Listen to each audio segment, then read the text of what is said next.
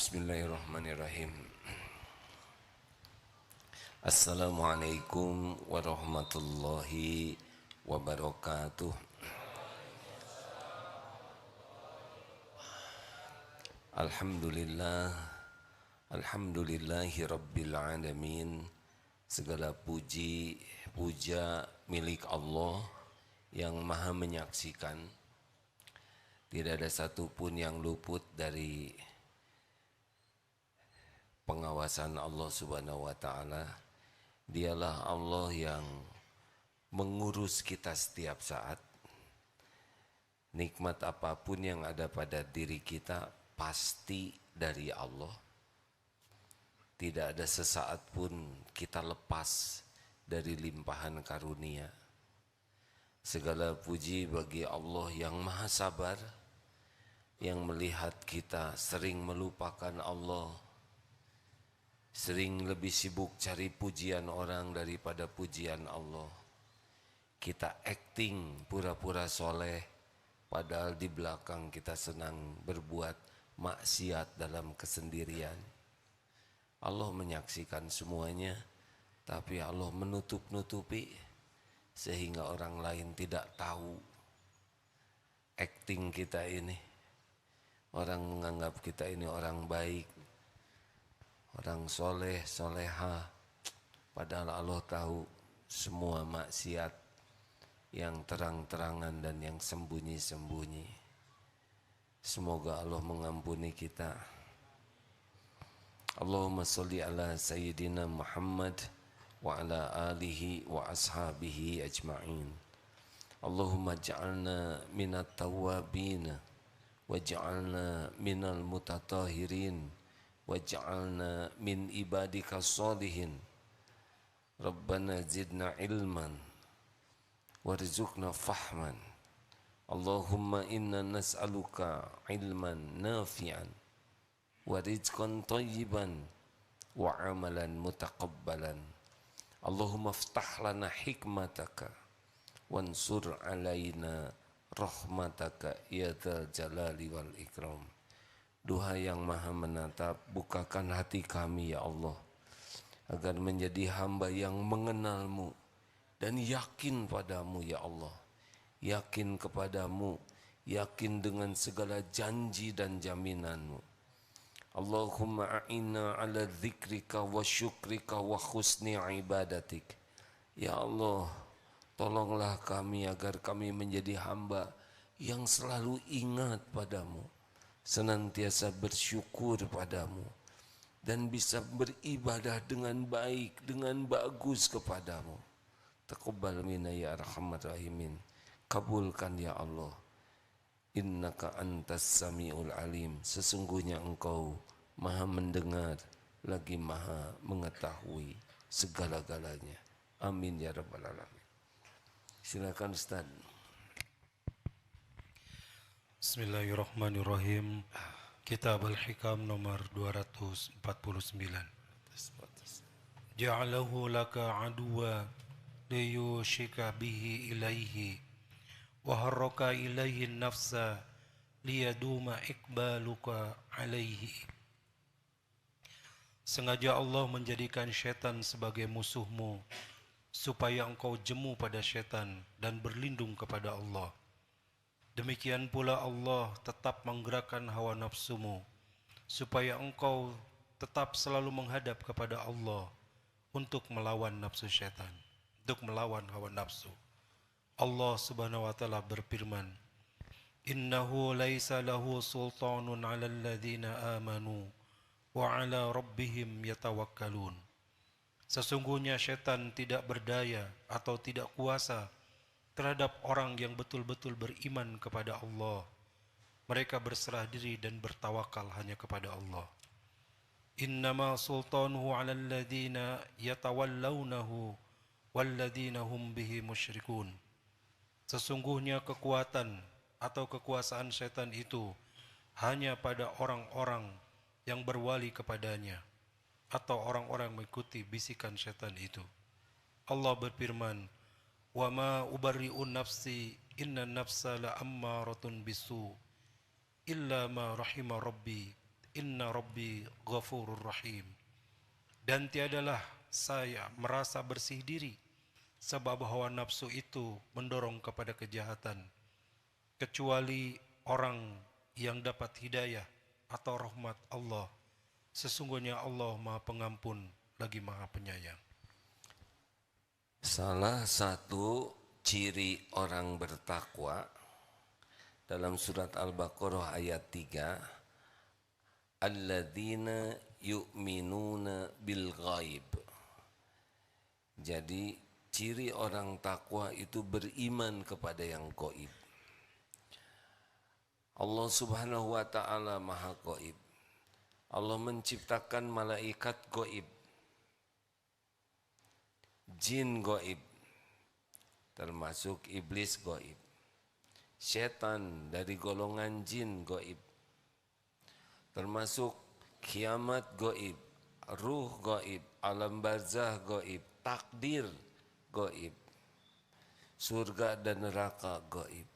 Jadi makin kuat ketakwaan seseorang, maka dia akan yakin tentang malaikat selain yakin kepada Allah. Seperti sekarang, yang bertakwa di antara hadirin adalah yang yakin ada malaikat nih di majelis ilmu seperti ini.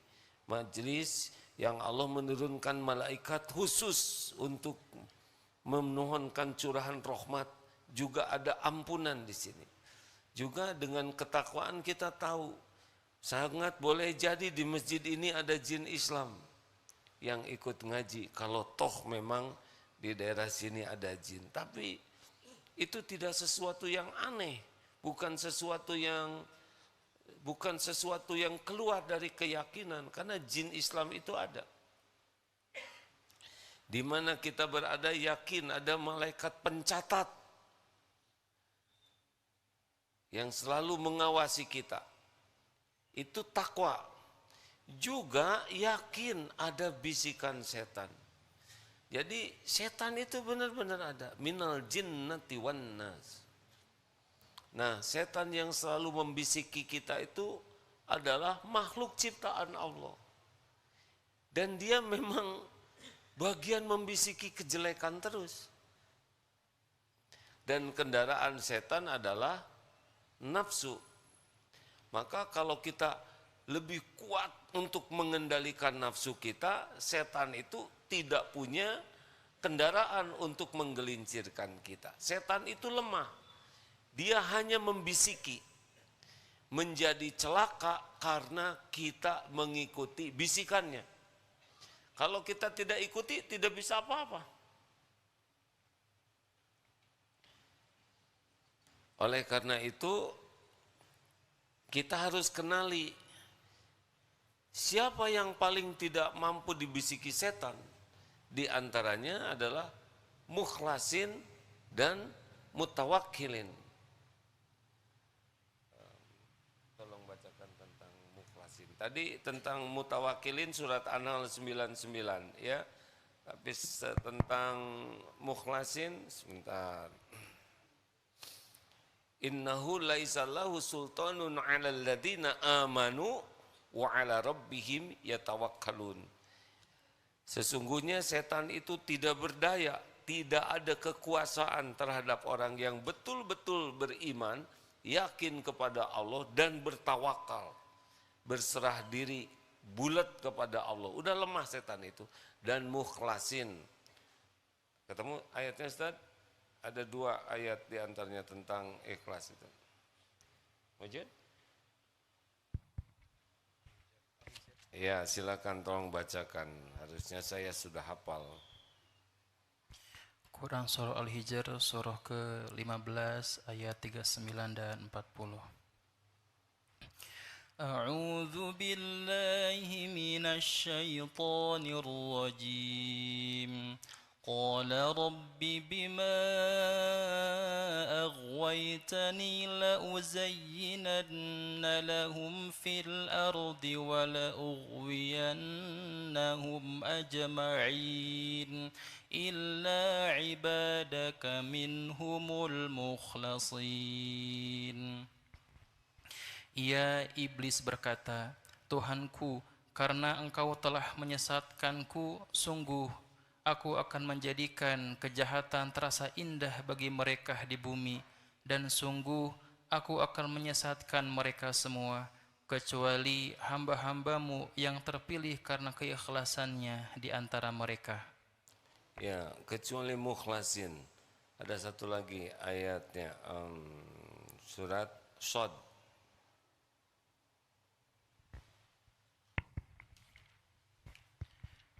Quran Shad 8283. Nah, ini kalau tentang setan itu lemah, An-Nisa 76. Inna kaida syaitani kana dha'ifa. Jadi sesungguhnya tipu daya setan itu lemah. Dia cuma ngebisik-bisik saja, ya. Tapi kalau kita ikuti, kita jadi celaka. Nah, kendaraannya nafsu. Nafsu itu kecenderungannya surat Yusuf 53 tadi, ya, mengajak kita kepada keburukan, sering diungkapkan. Begini nih. Sepertiga malam terakhir, Allah suka kita tahajud atau tidur? Nafsu sukanya kita tahajud atau tidur? Setan membisiki kita untuk tahajud, untuk tidur. Kita milih tahajud atau tidur? Nah, begitulah, ya.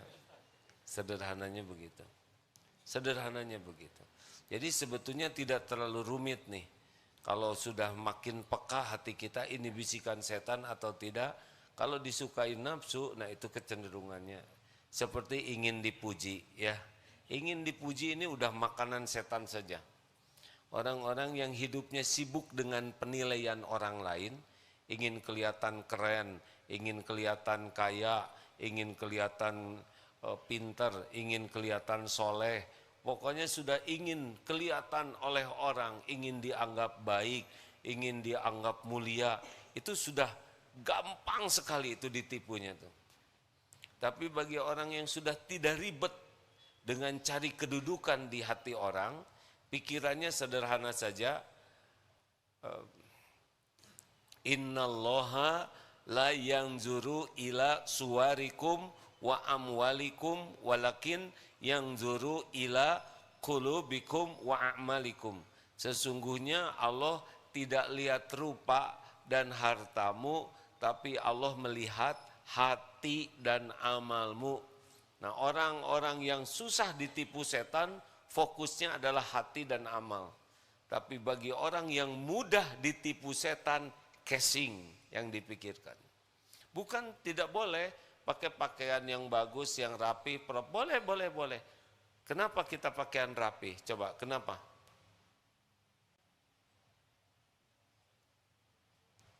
Ya udah, kalau nggak mau jawab, saya tidak akan berbantah-bantahan. Kenapa? Kenapa kita berpakaian rapi? Karena kita, coba kalau saya pakai singlet sekarang di sini, ya, rambut diacak-acak, itu kan tidak menghargai saudara, benar? Kita berpakaian menutup aurat, perintah Allah. Menghormati orang lain, perintah Allah. Membuat orang lain bahagia, perintah Allah. Tidak ada urusan dengan saya dipuji atau tidak, tapi urusannya membuat orang lain jadi bahagia, jadi senang. Gitu. Coba lelaki nih di depan istrinya, banyak santri yang masih kecil. Nanti ini ya 20 tahun yang akan datang, ini lelaki bagusnya bau ketek atau harum? Nah, kita pakai harum-haruman, lelaki ini misalkan, ini adalah sunnah, membuat orang senang dibanding ketek-ketekan, ya kan?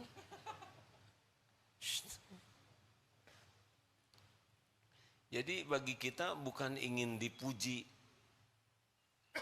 ini harumnya jenis apa, ini parfum mahal, tidak. Bagi kita tidak penting, tapi pakai parfum yang membuat orang jadi ikut bahagia. Bukankah amalan yang disukai Allah adalah membahagiakan orang lain? Nah, kalau orang yang mudah ditipu setan, fokusnya adalah ingin orang mengakui. Oh, itu parfumnya mahal. Ini, nah itu sudah beda lagi. Nanti dia tidak mau pakai yang murah meriah, padahal orang lain tidak tahu mahal atau tidak. HP nih.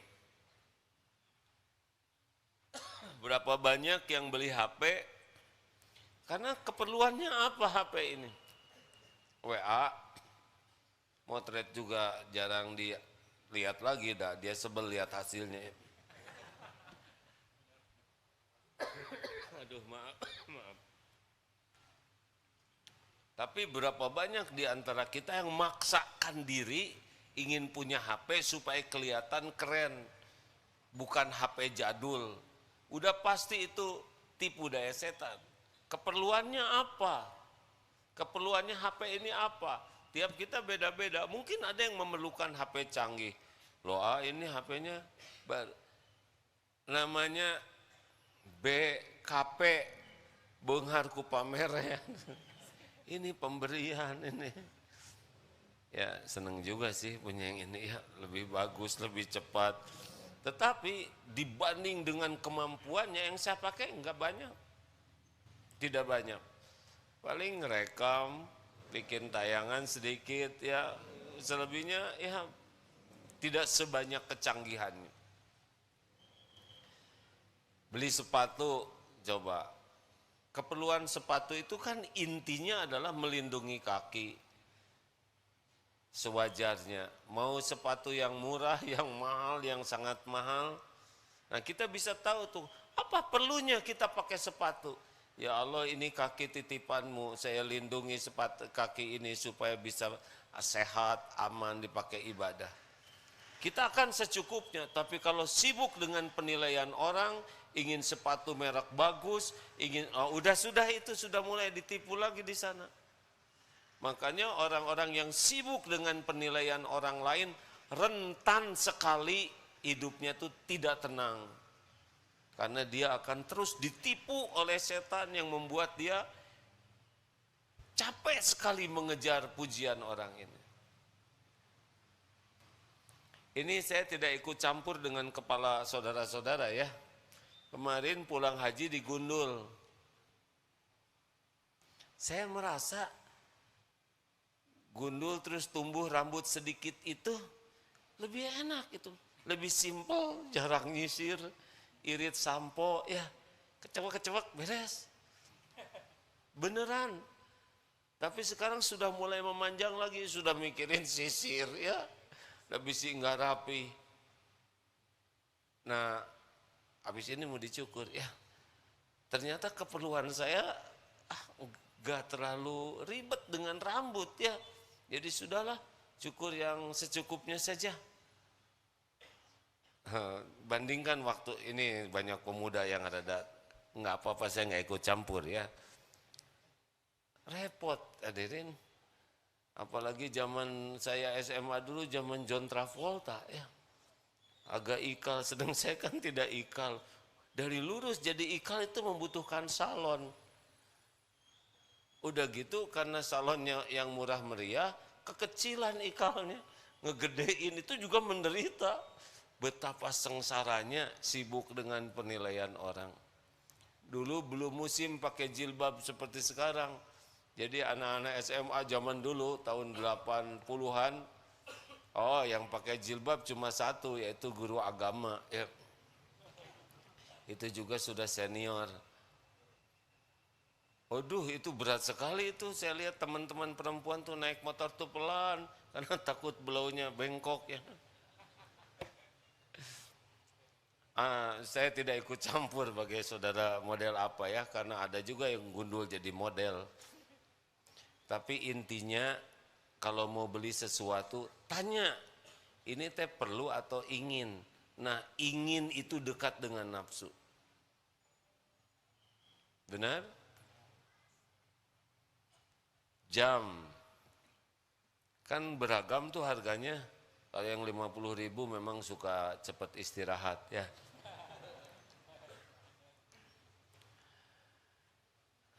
Tapi saya pernah lihat juga jam yang 3,5 miliar.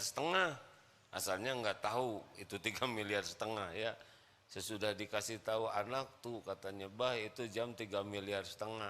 Saya lihat-lihat, ya Allah kecepatannya sama dengan punya saya. Artinya ya kita tidak ikut campur lah ya dengan rezeki orang lain. Tapi kalau mau beli, apa sih kepentingannya? Kalau sudah ingin dan sibuk dengan penilaian orang, nah sudah rentan kita. Pasti banyak dibisikin. Dibisikin terus. Jarang kita ini nanya, ini teh bisikan setan atau bukan? Nah, salah satu di antaranya adalah ingin atau perlu. Jajan juga makanan. Ingin itu memperdaya tuh kalau tidak hati-hati, ya kan? Wah, katanya di Ngikok di sana ada yang enak, pergi ke sana jauh-jauh. Macet. Di sana antri, udah deket habis. Emosi sepanjang jalan, masuk angin, dikerok, diare. Gara-gara apa ini? Aslinya makan kita tuh simpel, Pak. Aslinya simpel. Kalau mau nurutkan pengendalian diri mah makan itu tidak ribet. Percayalah hadirin, tidak ribet. Tapi karena nafsu, nah ini dibisiki, pengen ke sana, beli ini, beli itu, jadi capek pikiran itu. Halo, jelas tidak ini? Contoh lain ini bisikan nafsu ya, yang jarang kita sadari.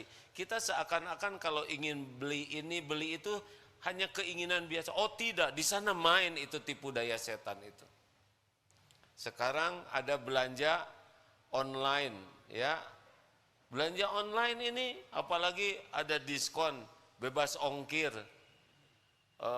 cuci gudang. Itu udah pasti itu legit sekali. Oh, setengah harga. Lihat barang-barang numpuk di rumah, di kamar. Yang kita beli tapi enggak kita pakai. Betul? Kira-kira bisikan siapa itu? Yang membisiki kita beli barang-barang yang enggak kepake itu? Kan? Bisikan dari Allah lewat malaikat gitu atau bisikan setan? Tapi ya hati-hati yang istrinya lagi belanja, ya teh setan ungkul ya.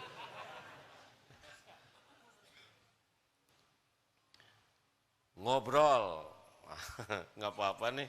Ini setan lagi enek betul sama saya sekarang ini. Si AA katanya nggak bongkar. Ya dan saya juga baru sadar set ya. Celetak-celetuk. Kira-kira celetak-celetuk itu ada yang ngebisikin tidak? Ada. Karena kalau iman itu cirinya cuma dua, falyakul khairon aw liyasmut, berkata baik atau diam. Jadi kebiasaan celetak-celetuk sepertinya bergurau, ndut sini. Ini jadi pahala atau tidak? Ini bisa ngelukain hati orang nih, cukup dengan ndut gitu. Kalau dia besar ya, kalau dia kurus ya enggak, dia enggak ngepek ya enggak. Kan yang tersinggung tuh yang sejenis ya. Makanya kalau saudara ayam jemut monyet kemudian jengkel, marah, nah berarti saudara pengikut teori Darwin lah.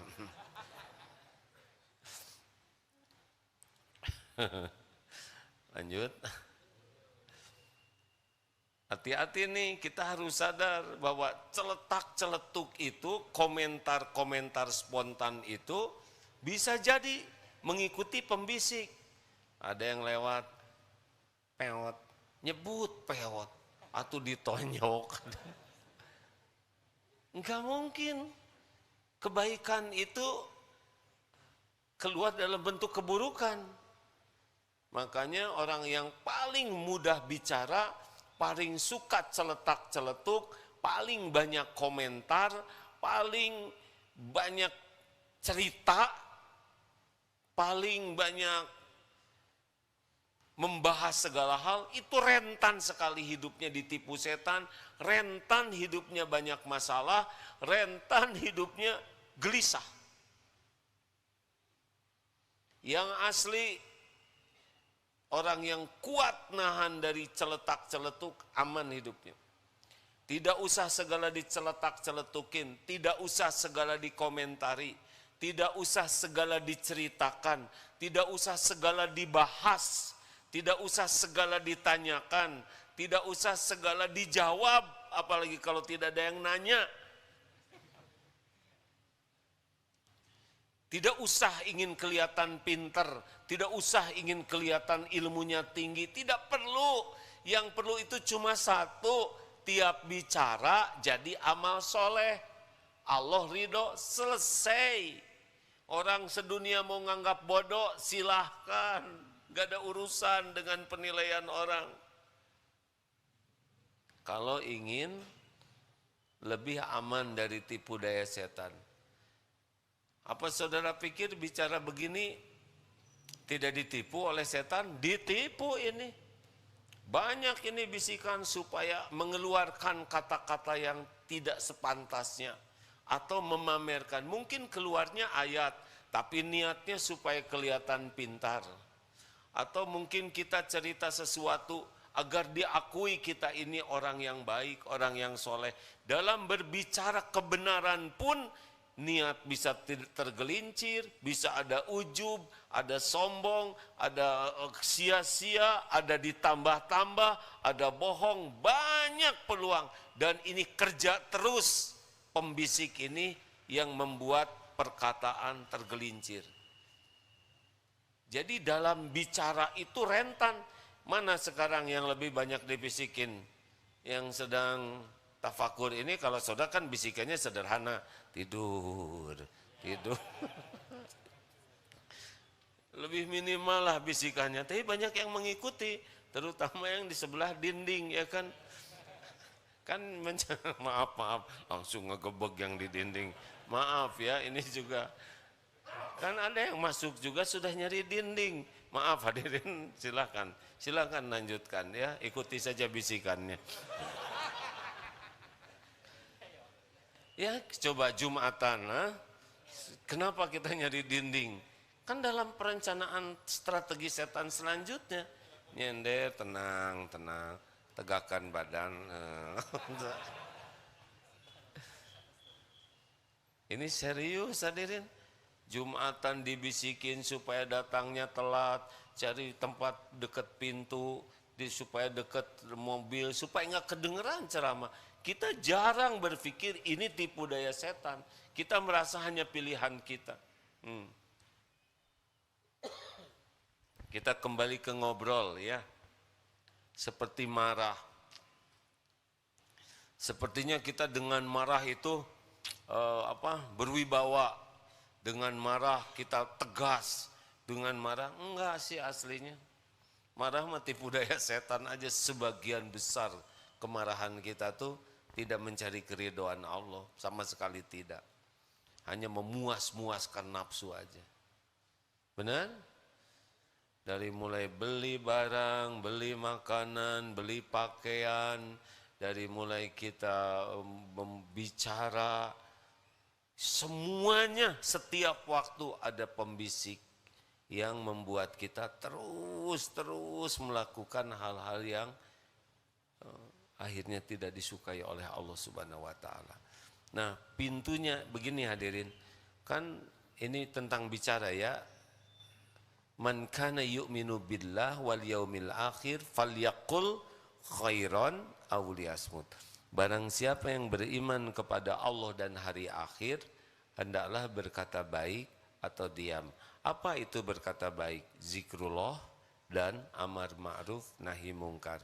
Ngajak orang kepada kebaikan dan mencegah orang dari keburukan. Ini berkata baik. Satu, yang tertinggi bicara baik. Yang kedua, diam. Nah, inilah cuman ini yang aman. Dari sini mulai setan itu bekerja kemana coba? Sia-sia. Celetak-celetuk, banyak komentar, segala dikomentarin. Termasuk, hati-hati nih, ngebodor. Kalau ngebodor sudah berlebihan, itu ada pembisiknya tuh. Segala dibodorin. Yang lama-lama bodornya itu jadi bohong. Jadi menghina orang. Jadi gibah. Bukan 100% tidak boleh bergurau. Tapi ada gurau yang bisa jadi dosa. Benar tidak hadirin? Coba lihat lawakan-lawakan itu sebentar lihatnya ya. Berapa banyak yang lawakan itu sebetulnya menghina, merendahkan, menjelek-jelekan ciptaan Allah. Nanti terus guraunya tuh jadi menghina Al-Quran, menghina malaikat, mempermainkan malaikat.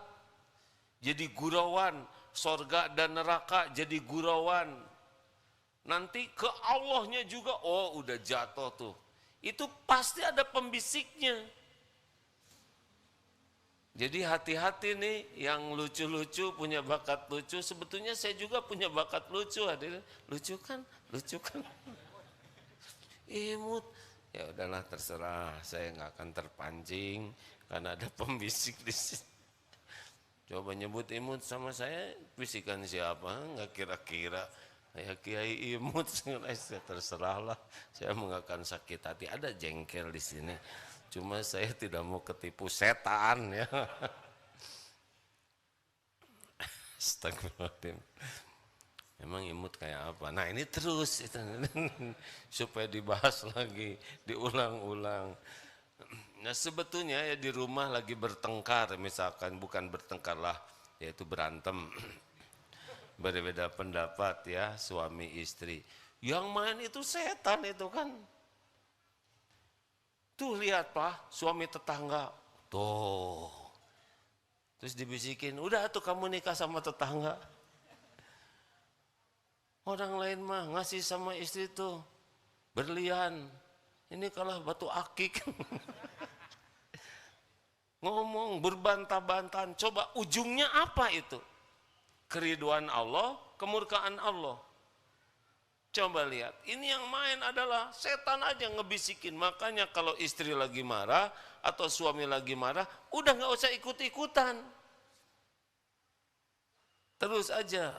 A'udzubillahi minasyaitonirrajim. Pelan.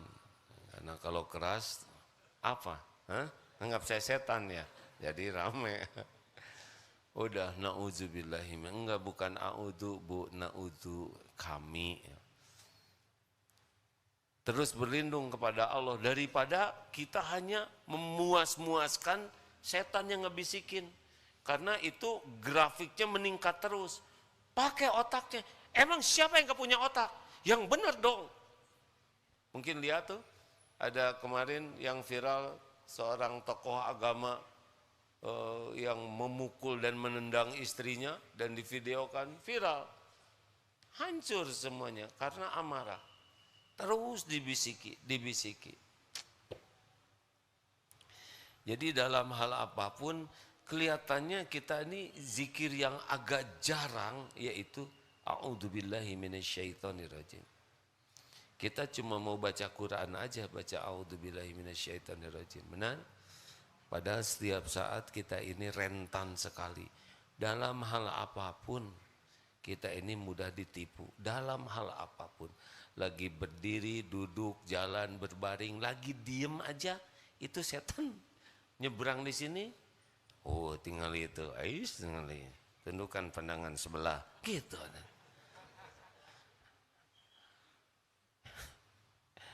Jaga pandangan, tapi kan pandangan pertama halal, gitu. Ini saya udah setengah jam yang pertama terus nih, sampai perih. Ada alasan pakai dalil juga ya kan. Kelihatannya asik nih kalau kita memasuki wilayah ini. Tingkat kesadaran kita untuk tidak tergelincir menjadi lebih besar. Selama ini kita tidak merasa ada pembisik, benar?